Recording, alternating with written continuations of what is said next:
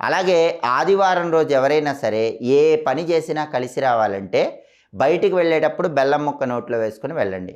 అలాగే ఆదివారం పూట ఇంటి యజమాని ఏం చేయాలంటే ఒక గాజు గ్లాస్ తీసుకోవాలి. ఆ గాజు గ్లాసులో నీళ్లు పోసి దానిలో ఒక నిమ్మకాయ వేసి మీ ఇంటి మెయిన్ ఎంట్రన్స్కి కొంచెం పై భాగంలో ఆ గాజు గ్లాసును ఉంచాలి. అప్పుడు ఇంటి యజమాని చెప్పినట్టు ఇంట్లో వాళ్ళందరూ వింటారు.